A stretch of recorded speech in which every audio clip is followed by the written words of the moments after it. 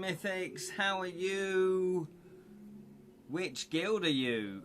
Yes, sorry that it's a change to the normal time, but something came up literally 6 minutes before 10 o'clock. But we're here now, it's midday, there or thereabouts, UK time. My name is Ken Boyter, this is Loquacious, this is Edra Scrolls Twitch channel, and I also have an Edra Scrolls YouTube channel where all of these live streams go out. I export them out, magic them out over to YouTube. And so if you do miss any live streams and you'd like to catch up, go check them out on YouTube. Life is not easy, says Martha.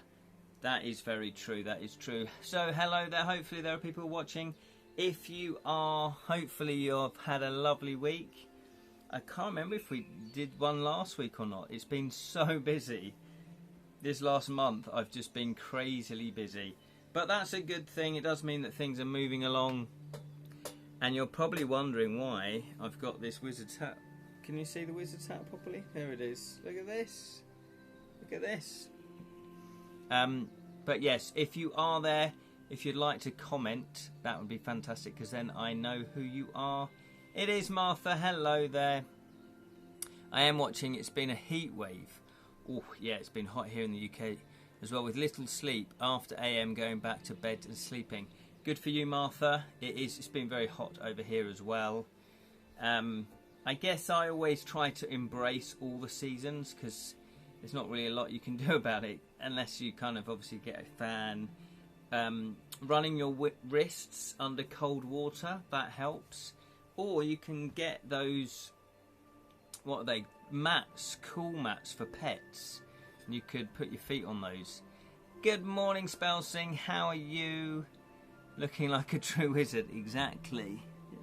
It's a shame that the stars aren't lower, because that looks like a different hat, doesn't it? But anyway, there you go. Thank you very much. Yes. I'm a wizard, Harry. No, you're a wizard, Harry. And Lirin is there. Good evening from Taiwan.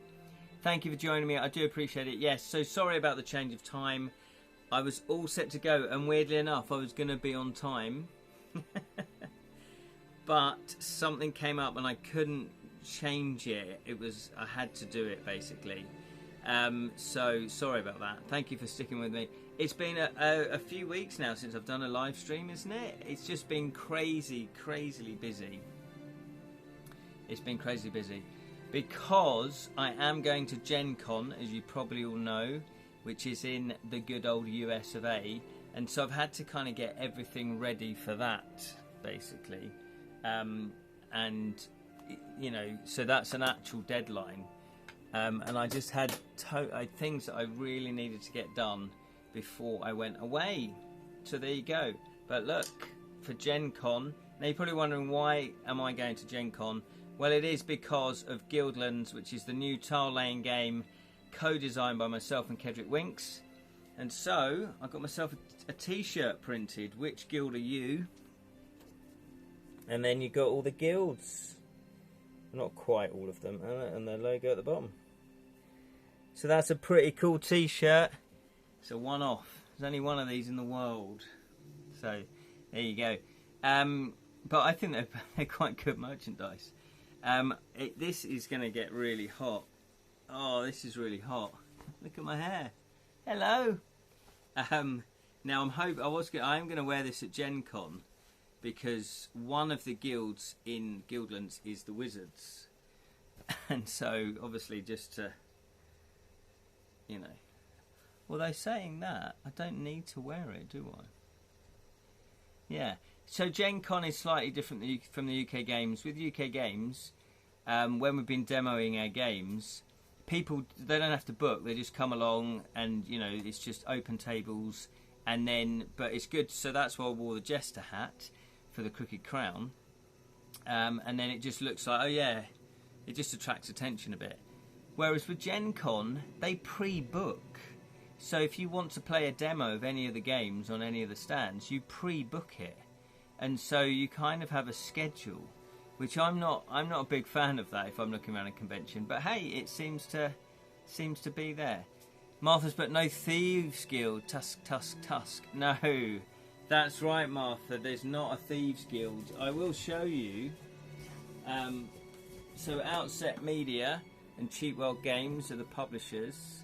So here's a copy of the game, and this got sent to me direct from the factory. Oh, and look at this. This is look, these are my 6 designer copies. Look at that, a branded cardboard box. How cool is that? There's their logos, and look, it's got Guildlands on the side. I just think that's really cool. And here's the other games. So, as part of our contract, Kedrick and I, we get 6 games each. We just get given 6 games, obviously, because, you know, we might want to give them away for friends or family, or just want to keep 6 games on our shelves. It looks like the wizard hat from the Citadel logo of the Old White Dwarf magazine with Stephen Ian were the head of Games Workshop. Yes, I know. This is why it's pretty cool. Obviously, you got the Gandalf hat, which sort of started to be the hat that wizards wear. But of course, back in our day, you'd get a wizard hat like this, wouldn't you? And the good thing about doing a hat like this is I can actually see, whereas a floppy hat is difficult to see. So at least I can see, because when I'm demoing the game, I don't want it to interfere. But I might not wear that, it's quite hot. So yeah, so unfortunately there aren't any Thieves Guilds. However, Martha, I'll let you into a little secret. We have already got another expansion, another base game of 6 guilds. And they are the Night Guilds, and there are Highway Robbers and the Dead End Gang as well. So there is a bit of thievery going on at night time. It is getting overcast here, and I'm begging for rain. Yes, it's really nice. It did rain this morning here, and it just cools everything down, although it is picking up again. It's muggy. That's the difficulty with that type of heat, where it's muggy. So I have done an unboxing video. So if you want to check out the Edra Tales YouTube channel, you can look at the unboxing video. But we've got some. I'll show you it quickly, but you've probably seen it already. Road Toll Collectors. We've got the Merchants. We've also got the Gardeners. Look at the little Gardeners. We've also got the Wizards. I really like the little people that Mark. So the guy called Mark Aaron is the graphic designer. He's done a really good job with the graphic design. City Watch. And there you go. So those are the 6 guilds. You also get with them. You get little meeples, or geeples, as I wanted to call them. But they are officially called workers, but they're not, they're geeples. Hot as an oven in Taiwan right now, 34 degrees. Get that oil on you, Lirin. Crisp up. We have had that temperature for a week now and I'm melting. Oh no, yeah. The UK, the last 2 or 3 weeks has been, we had a heat wave. But you also get little custom meeples or geeples. And look at that with the screen printing on them. You get 2 of these per guild. It's a bit out of focus, isn't it? Oh dear, says Lirin. Yeah, exactly. It's a heat wave. So these are really cool. And the Druids as well. We've got the Merchants. And we've got the City Watch. So we're very, very happy with this game. It's come out really well. They've done a brilliant job with the quality. And it is a tile laying game if you don't know. But I think most of you know about it. I've banged on about it for the last 5 years, haven't I? But it's beautiful to see it in production. You've got the tiles. There's 52 tiles. And again, the graphic design's gorgeous on it. And the artwork's lovely. And when you finish the game, you've got 52 tiles that have made a city. And a cityscape, I should say. And you've got your little tokens on there. The Wizards have a token. They've got a couple of tokens. Wizards Towers. You know, you've got fountains, shrines, bridges, you know, really cool stuff. And yeah, so it looks really cool at the end of the game when you've all built this city, and then you start scoring, and it just looks amazing. So they've done really well with that. So we're very, very happy indeed.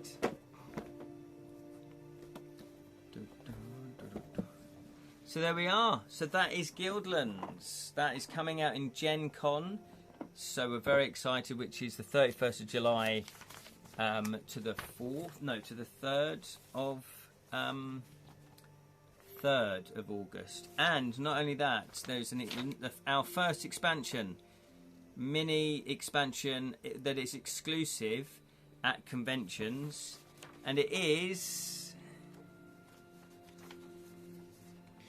the Messengers Guild. Look at that, the Messengers Guild. Yeah, so they're the messengers. They take the post across the city, and not only do you get your 2 workers, but you also get ponies. You get custom wooden ponies. Who doesn't want that? Who doesn't want that? So there we go. So Martha has put, I still remember when you talked about that on Facebook Live.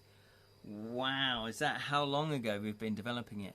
And showed very early drafts of it. Yes, God, you're right. I'd forgotten I'd done that.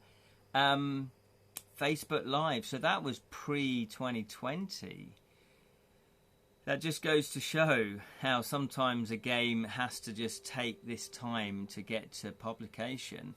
And it was a much simpler game back then. We'd done really simple rules, and it was a much simpler game. Have a soft spot for porn-style meeples ever since Strategia and Cluedo. Yeah, absolutely. I know what you mean. Game components are really satisfying. There's some really cool game components out there. And so to have custom meeples is amazing. We're very, very happy about that. And especially when you get a new guild. So there's 7 guilds now. So this will be a little mini expansion. But if you buy Guildlands at a convention, you'll get the mini expansion as well, while stocks last. I'm not sure how many they've printed. There's 5,000 copies of the game, so they might have done 5,000 copies of the Messengers Guild. I guess so, I don't know. Could be done 3,000. Are you coming to Games Expo Norway? I don't think we are, Martha, no. No, we're not doing that one, which is a shame. Maybe I'll mention that to Paul. So Paul is from Cheatwell and Outset Media. So Cheatwell was a UK company, and they were bought by Outset Media because the guy that owned Cheatwell, as far as I know, he retired, and so he sold the company on.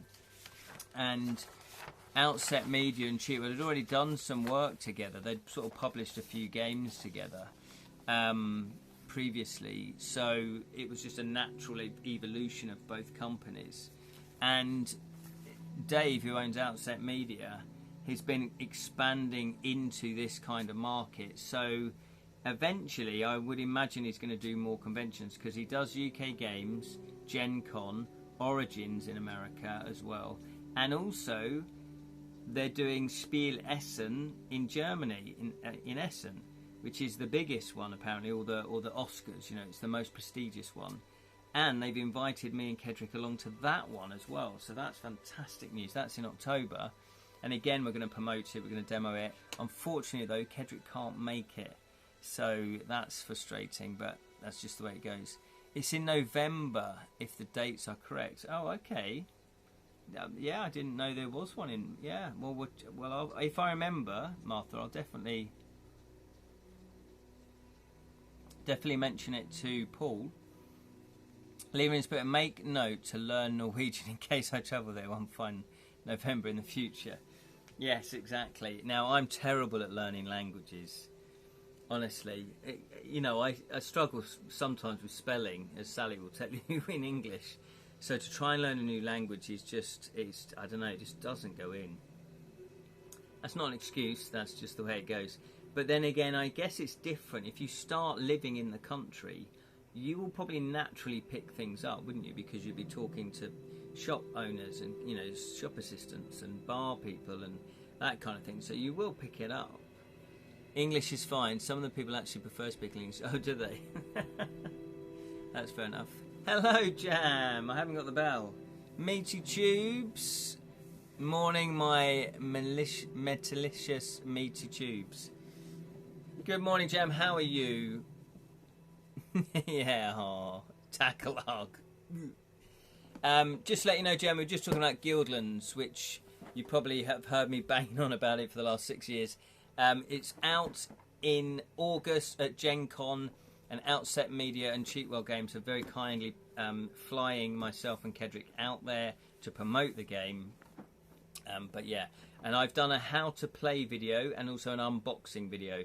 So you might have seen that in the Edra Tales Facebook group. But if not, go to the Edra Tales YouTube channel and click on the links to see if you are the sort of person that would like this game. It's quite a thinky game, but it's a lot of fun. There's a lot of strategy involved, and no two games will ever be the same because the tiles come out randomly, and also you've got the different combinations of the 6 guilds that are potentially in play. It plays 2 to 6 players. So there we go. So that is news on there. And as I say, I've been just massively busy because I was getting other games ready for prototype, you know, to get them to pitch stage. So I had to work on Guildlands and getting ready for this trip. I've also, we're also going to be, we've got a sequel to The Crooked Crown. So we all remember The Crooked Crown. Your game book hint, yes. No, I'm leading up to that, Martha. That's what I'm saying. I'm leading up to that, absolutely. Cool, I'm hoping to wrap up my bonus story this week. Oh, you're far ahead of me now, Jam. Work got hectic, so I had to take a back seat for a moment. Yeah, that's the thing. That's the thing. If we're not doing this full time, other things get in the way. So yes, so we've got a sequel to The Crooked Crown, which is called The Wonky One. Now, I probably talked about this before, and we're going to pitch it to Outset Media and Cheatwell Games to see if they'd like to publish it. If they don't, that's fair enough. There'll be no hard feelings. And then we'll probably just maybe reskin it or not. And then we will just try and find a different publisher for it. And again, that's co-design with Kedrick Winks.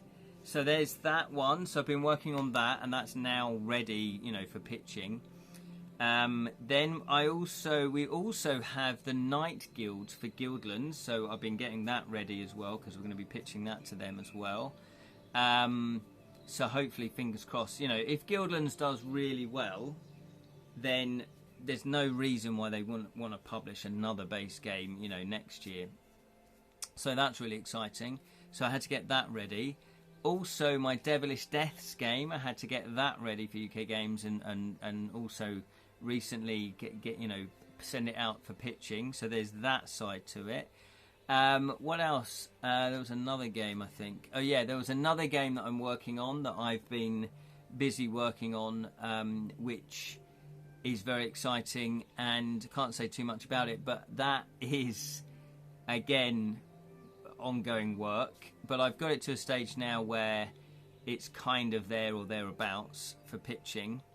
And then that's it. And then so everything's leading up to Gen Con. And so you're absolutely right. So when I'm back from Gen Con, which will be around about the 4th, 5th of August, my sole focus will be to do all the corrections. Yes, to sort out To Kill a Thief, to crack on with To Kill a Thief. So again, play testing should be done by then. I'll look at all the play testing. Sally, hopefully, she'll have finished. She's finished half of the proofreading. She's still got a few more. She's still got half of it left. Claire, who's very kindly proofread it as well, she has finished the proofreading. So I've got one set of proofreading, so I can crack on with those. And also Julian of this parish, and also of, you know, Babel_17. He said he'd proofread it as well, even though he's play testing as well. And I went, okay, that's fine. So I'm still waiting back from him. And then also I have, if you don't already know, I have finished the 20 illustrations. And they are in the form of a lino print. Look at that, just giving you a bit of a tease. And they're double-sided. Oh, look at you. Hey! Hey! Just giving you a little flash there, so to speak. which ones have I shown you? I showed you the blacksmith, didn't I? Yeah, I've already shown you the blacksmith, which was a newer one. And so it's been an interesting journey with doing these illustrations because I feel like I have improved doing them. So it's been real fun doing them. But yeah, so the blacksmith I'm very pleased with. I think that's turned out really well. And so yeah, we've got 20 illustrations of that. Next stage for that is to get them all printed up, scan them in, and then typeset the book. So if I'm just focused on that, hopefully that will be done in about a month's time. And then I do have to write the short version, about 100 entries of our Jam and Myself's book that we're going to be giving away free if you back both backers. Oh, a little crooked. It's 34 degrees for the last 14 days. Woo, mama. Oh, not crooked. A little cooked. Got that in my brain. But otherwise, good conjurer of humour. Good conjurer of humour. He conjures up humour from thin air, from his brain box. So as you can see, I've taken on too much, as per usual. And I really have been trying not to do that. But the nice thing at the moment is everything feels like it's at an end point. My dog is a labracadabrador. Ding! Izzy wizzy. Let's get busy. So, yeah, as I say, all the games I've been working on are at pitch level. So there's not a lot more you can do to them because you're saying, right, I've play tested these. This is I'm good to go. So when I get the game book finished, then again, it's like, right, I've not really got any projects on the go apart from then the new that mini game book. And then once that's finished, I'll be probably advertising for the next game book. I genuinely hoped it wouldn't take a whole year to get a game book together. But it's the first time I've ever done a game book, so throws a water balloon on Jam. Yeah. That's a great dog. That's a great dog. That's a great joke, though. I do like that one. My dog. Hi, I'm a magician. My dog is a labracadabrador. That's very good. Now, I am going to America and Canada, as you say, but I'm not going to be taking my phone. I thought I wouldn't take my phone because I didn't want to lose it, you know. So I'm going back old school. Look at this. I'm going back old school. I've got my watch. And look at this. I've got an old school alarm that I bought. An old clock. Which I'm absolutely loving. So, yeah. We're going to set the alarm for 6 in the morning. So I have to get up early. I always love a girl that splashes out on me.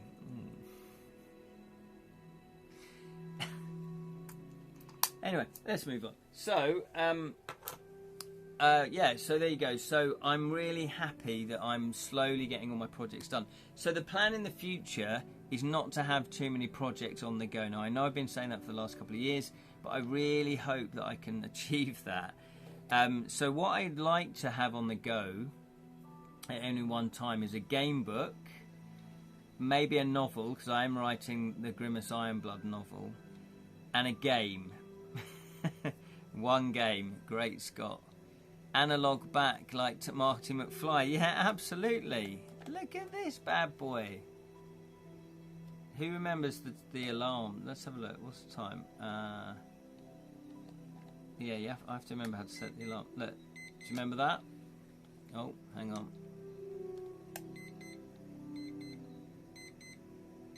Does that just take you right back to when you were a kid? And then, all right, I'm getting up. I'm glad this isn't a wind-up. So there you go. So I'm going to set it for 6. Because I do have to get up in the morning. Although I will be setting my own alarm as well on my phone. That's the only thing, because I kind of went, right, I don't need the sat-nav, because I do use that on my phone. And Messenger, I'm going to take my laptop, so I've got Messenger, so I can still keep in touch with people. And I've got an old school camera I bought, not film, but a digital camera, so I can still upload after the day to Facebook if I want to.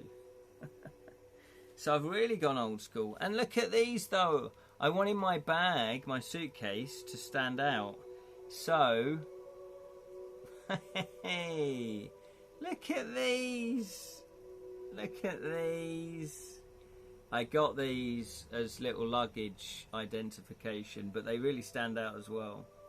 So, how cool is that? How cool is that? Little Snoopy. Can't go wrong with Snoopy. Love my pocket watch, but can't have a clock like that. I'll just throw it at the wall. Yeah, I know what you mean. And that was a film cliche, wasn't it, or a comedy cliche where you'd throw your clock across the room. But you know, an alarm's an alarm. It's like your phone. I guess with your phone you can choose music to wake up with, so it's maybe not as annoying. But that's the whole point. It's annoying, so you wake up and go, oh. And the trick is to leave the clock over the other side of the room. Analog clocks are shy, always have their hands over their faces. Where do you get these from? Do you just quickly type them? Or is it just years and years of these puns? My favourite beagle, I know. Snoopy's mine. Snoopy's fantastic. He's great. Ding. I know, I haven't got the bell. I forgot the bell. Snoopy's great. So, yeah. When I was a kid, I bought myself a Snoopy. I remember, like, saving up for it or spending. That was, like, one of the first things I spent my own money. It was £5. And it's a little Snoopy. And I loved it. It was great. And my granny, who was into knitting, knitted Snoopy, get this, a Spider-Man outfit. And she cut little holes in the Spider-Man outfit for his ears and his little hole for his tail. It looked amazing. And she made me a little Woodstock, which was brilliant. But I haven't got them anymore, which I'm gutted about. Half a century of jokes remembered. Wow, I can never remember jokes. Cool. Yeah, it was really cool. It was really cool. Talking of cool, look at this. An old school. I went to visit Dad. This is why I couldn't do the live stream, the Portal of Chaos, because on Wednesday, Sally and myself went to visit my dad and Viv, and I've not even opened this up yet. We have got, can you guess what it is? Oh no, you can't say that anymore. Can you guess what it is? Can I even open it? Oh, does it just come down?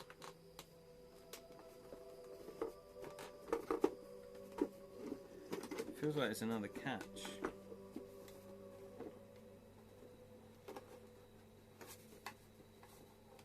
Oh, I see. What's that then? Oh, right. You need a screw. Keep it clean. But anyway, I don't know if you can see that, but it is a projector. It's not quite a typewriter, Martha, but good guess. It's actually a projector. However,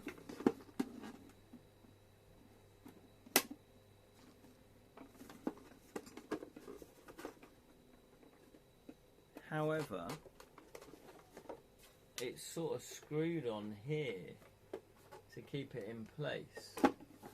So I'm going to have fun with this when I get back from America, because we found these in Dad's loft. Blimey, it's a steampunk or clockpunk laptop. It's a projector. Look, old school film. Old school film. So we found these that my dad and my mum, when they were married, obviously took. It's like family holidays and things like that. And I've never seen any of these. So I'm quite excited to look back at some family history. And I do know some of them have actually got written on. What does that say? Chavy Island Beach. Don't know what that means. Chavy Island, Chivy Island. There was one that was really cute. There was one that was really cute. That actually said it was my first birthday. It says Ken's first birthday, or Kenneth's. Might have even given me my proper full name. Look, so look, we've got all these. Look at this, March 1975, Australia. Wow. Summer holiday 1974, so I was 1. This is crazy. Absolutely crazy. Let's have a look. There you go. Kenneth's first birthday. Island. Oh, it's a save game token for Resident Evil. Link ribbon. Yeah, exactly. Exactly. They don't make stuff like this anymore. So what I'm hoping to do is project it onto a wall and then just video it with my phone or my new digital camera, because then obviously, you know, it's digital will last as best it can until the file corrupts, but we'll make a few copies. So yeah, so I'm intrigued to see what all that is about, because there's stuff when I'm 1 year old and small. There might even be when I'm a toddler, 3 or 4. Yeah, so there we go. What else was I going to talk about? Oh, yes. I was going to also talk about this. Arts in East Herts returns autumn 2025. Funding now available until Sunday the 20th of July. So there's a big sort of arts festival across Hertfordshire, or East Hertfordshire. And they're inviting people, you know, entertainers, workshop people, poetry, pottery, craft people, to put on performances, put on interactive things, workshops, etc., etc. And you know, if they've got a budget that they can, you know, give you a grant to help you put on these events, which I think is really cool. And so I said to Sally, I think it was, that maybe I need to apply for that for my Devilish Dilemmas interactive stage show, because again we got to a stage where Dave and I, my friend Dave, who is a two-hander sort of thing, plus the audience members will come up. It's a choose-your-own-adventure. It's a game book stage show. We got to a stage, where we're ready to sort of now, we've sort of refined it, and we think it's sort of finished as such. Obviously, if we take it out further, then there might be some further changes. But we're sort of thinking, this is it. Now we just need to go and put it on. But where do you put it on? How do you put it on? Like Darkroom. Exactly, Lee Rin. Like Darkroom. Going to buy some chili salt peanuts for my uncle. That sounds a fantastic idea, Lee Rin. I don't think I've had chili salt peanuts, but they sound lovely. Roasted honey. Was it honey nut roasted peanuts or honey roasted peanuts?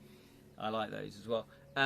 Yes, like the Darkroom, because I hadn't seen the Darkroom until last year, actually. Jonathan's Fighting Fancy Fest. It's a beloved Taiwanese flavour. Oh, lovely. Chili salt. It does sound nice, actually. And I remember seeing, what inspired me was what's his name? Robert. Is it Robert? Oh, I've got his name there, I think. But he did Nightmare, and also he did a role-playing one, sort of Dungeons & Dragons interactive live show at the Fringe Festival, and I went along to it. It was very funny, it was enjoyable. And also the Ian Livingstone, when he reads out his book, and you got John Robinson, you know, riffing off of that. And then I just thought, and the Nightmare, I thought, there's certainly an audience for this kind of thing, obviously. And these sorts of things are very fringy, so that's good. And so I just thought, why not? Why don't we write an interactive game book? And so, if we can get funding, now I've you know, I did apply for the funding. If we can get funding, then Dave and I can put it on, hopefully, you know, in, I think it's October and November, I think, is it? I can't remember when it's meant to be. But, so that, again, would kickstart us doing performances of it. And then you kind of want to keep the momentum going. You know, you'd want to perform at certain local venues. Now, again, like all of this, it's very difficult to make any money out of theatre. You really have to do it for the love of it. But I think something like that there is an audience for it. Certainly at UK Games, at conventions, there is, and also fringe places as well. And John Robinson with the Dark Room, yeah, he's really built that up, hasn't he? Just built it up and built it up and built it up. So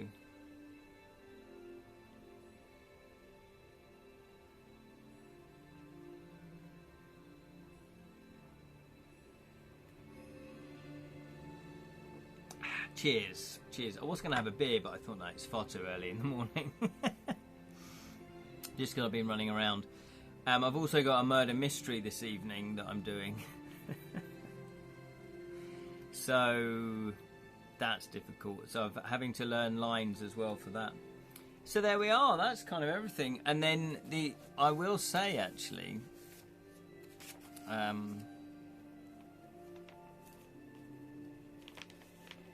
what we've got. Suspect. What's this?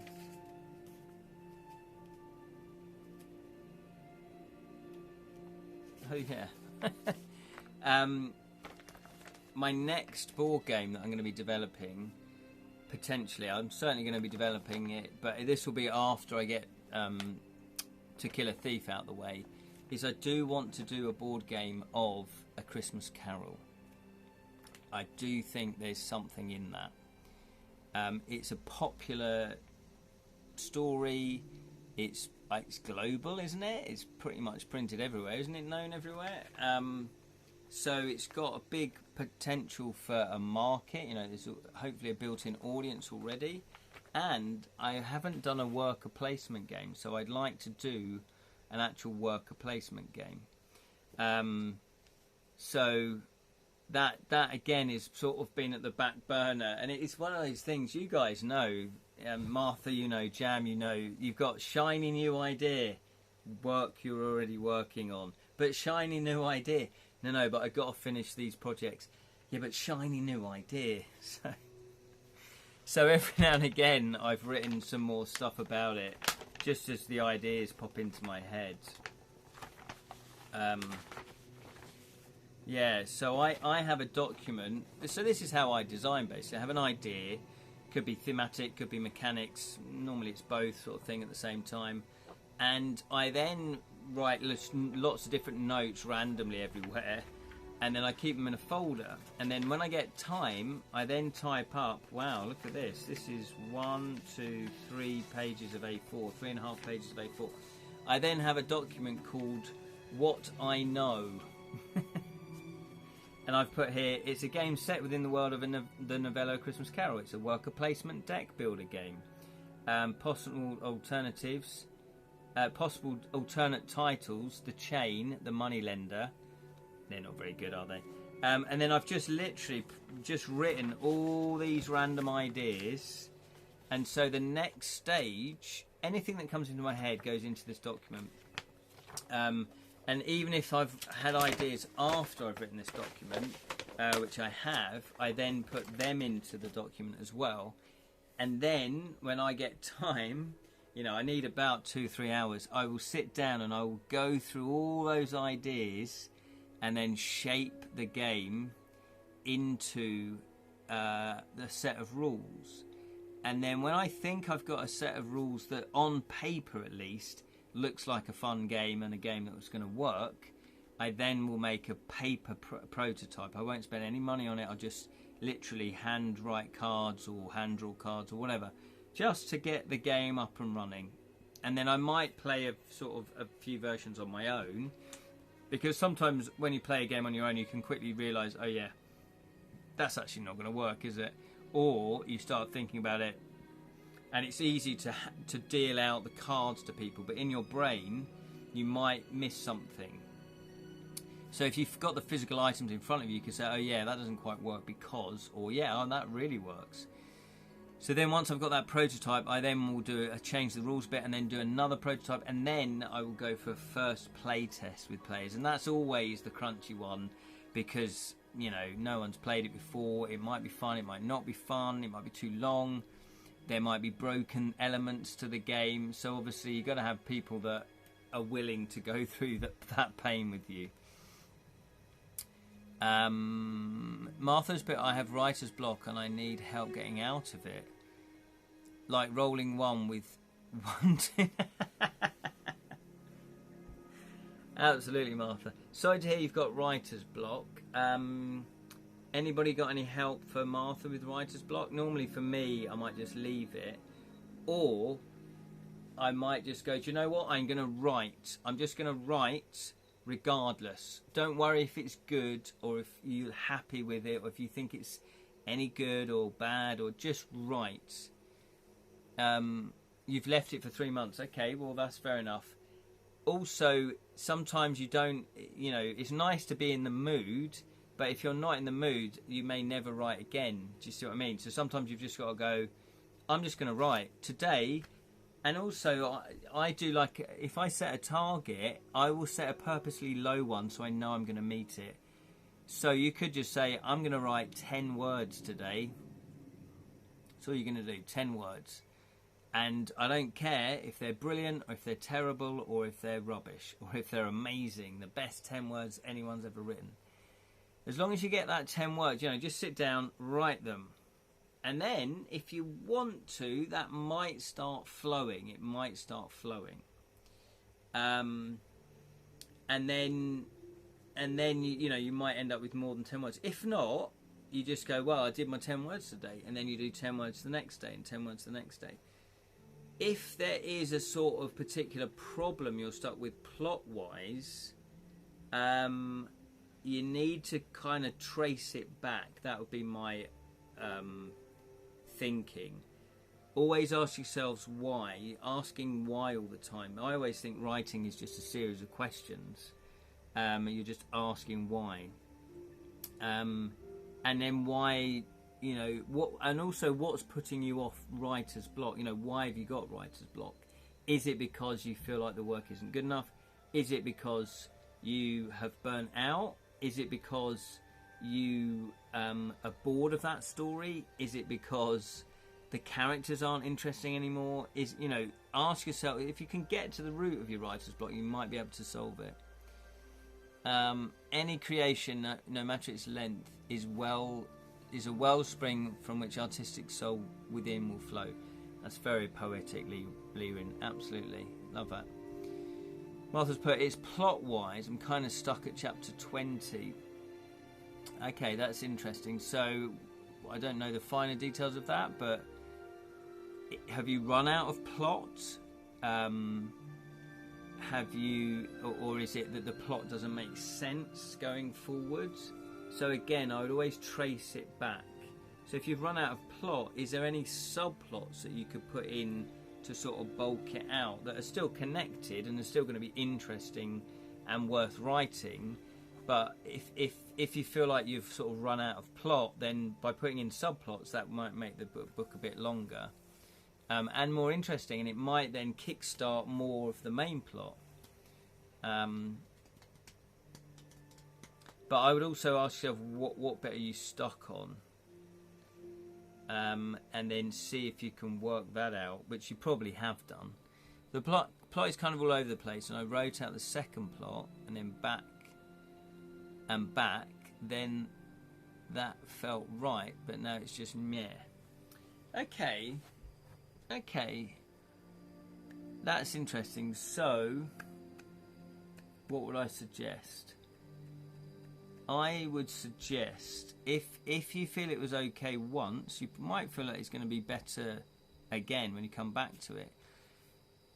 If you can finish it, Martha, this is what I've been struggling with as a creative, as you know. finish the project, if you can finish it, if you thought, right, I want to write 40 chapters, or I want it to be 60,000 words, or whatever your goal was, if you want it to be a novel, finish it, even if the plot feels a bit meh. Or if you're really worried about the plot, you need to rewrite the plot then, don't you? If you genuinely feel like the plot isn't good enough. And I always think with plot that for me, plot comes out of the characters. So again, I would ask yourself, what do you feel the characters want? What's their motivation? What's their desire? And the story is them trying to achieve it, or hopefully achieving it, but there's setbacks along the way. And those setbacks then make, will hopefully change your character from what they were at the beginning throughout the novel, and then hopefully they've got a character development and a character arc, so when they get to the end, they've changed as a person. Do you see what I mean? So again, work on both the actual plot, the story, but also the inner plot, the inner workings of your characters. I'm still in the outlining phase, and you have already read chapter 1. Oh, I see, yes. Yeah. Well, yeah, I think that's a good start.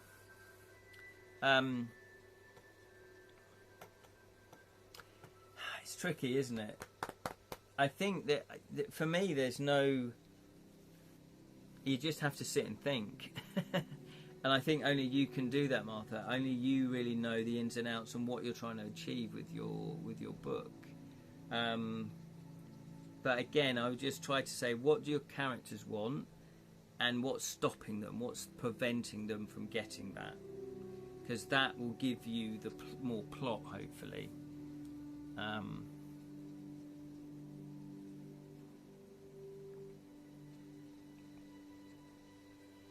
But I think it's worth pursuing, unless you think it's not. If you genuinely think, right, no, that's it, I'm abandoning this book, it would be a shame. However, that could be an option. Or just say, right, I'm going to start another bit of writing. Because if you enjoy writing and you're not writing, that's a bit of a shame, isn't it? So you could just write a short story just to get you back into the flow of it. Yeah. Or you could spend, rather than spend 10 minutes a day writing, you could spend 10 minutes a day trying to resolve the plot, just thinking of how I can resolve it. I'm not allowed to give up on the book. Been working it for 2 years. Yeah, exactly. That's the thing. It's like if you put a lot of time and effort into it, you wouldn't really want to give it up. But I would just spend 10, 15 minutes a day, 20 minutes a day if you can. Just sit there with a pencil and look and go, right, what is the problem with it? 1, this is the problem. 2, this is a problem. 3, this is a problem. And then I would go, right, how can that be resolved? And I'd ask lots of questions of the characters. I'd ask what their motivations are. And I'd also ask what the block is as well. What's blocking them from getting it? And that hopefully will resolve the plot. Yeah, and then also, with a plot, you could say, right, if it's a bit meh, you could say, well, how can I switch it up a bit? How can I make it interesting? Is there any surprises we can put, any plot twists? And also, it's the characters as well, remember. Characters are going to keep your readers reading because they're invested in the characters. So there we go. So hopefully... Soldier on, says Lirin. Yeah, hopefully. I'm just trying to look at the clock on my phone when I don't have to. Look at that. It's coming up for 10 to 1. So, soldier on, dear Bard Martha. Absolutely, absolutely. So I think we'll leave it there. Thank you so much for watching. It's great to catch up with you guys again. And good luck with that, Martha. My first plan was to off the main character. Ooh, that's always bold. That's a bold move. That is a bold move. Think very carefully if you're going to do that. That's all I'm saying. Because if a reader has invested in a main character for sort of 20 chapters, and then suddenly the main character's gone, you have to have something to take its place, another character to step forward and take its place. So, yes, good night, Lirin. Thank you so much for tuning in. I really appreciate that. Thank you, Martha. Good luck with that. Keep thinking, and sometimes in the back of your brain it keeps going. I was invested yesterday. I have a t-shirt today. Oh. Hang on.